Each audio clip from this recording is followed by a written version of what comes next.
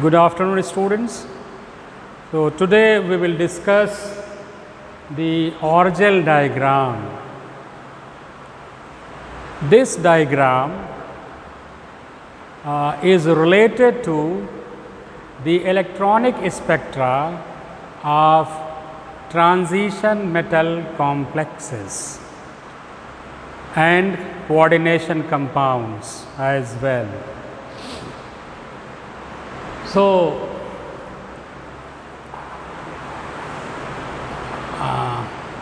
this diagram was proposed by L. E. Orgel in 1955. It is used to interpret the experimentally observed electronic spectra of transition metal complexes.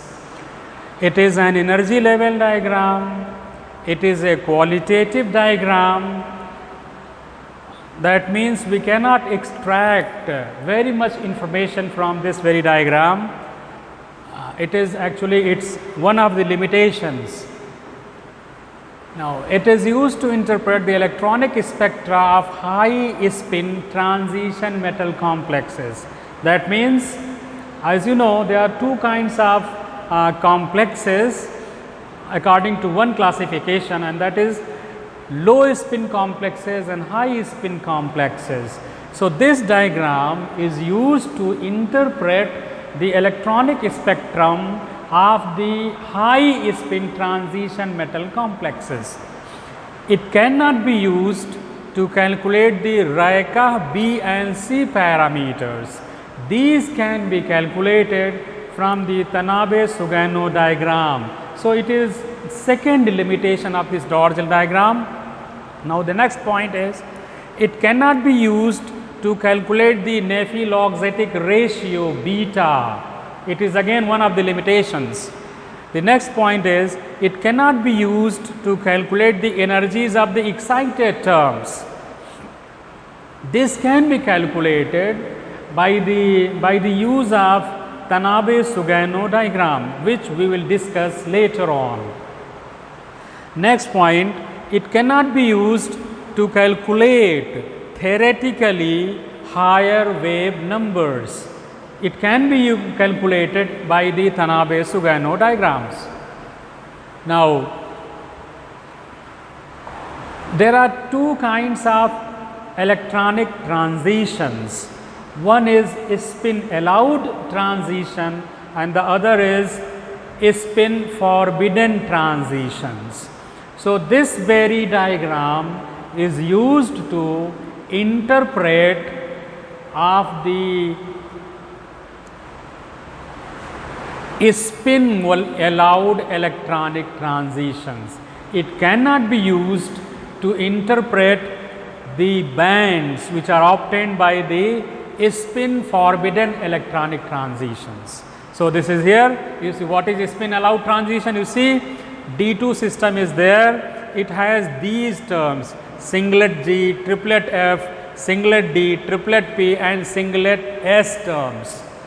Out of these terms, what you are observing, the ground term for this D2 system is triplet F, and one of the excited terms has the same spin multiplicity, that is triplet P, that is shown here, triplet F and triplet P, and this transition is actually allowed.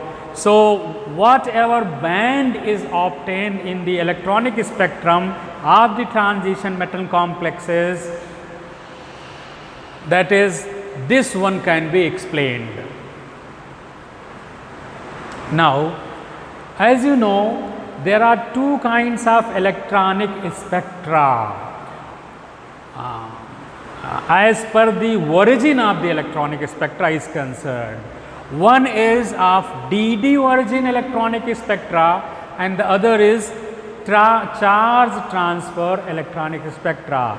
So, this Orgel diagram is used to interpret the electronic spectrums which are of DD origin only.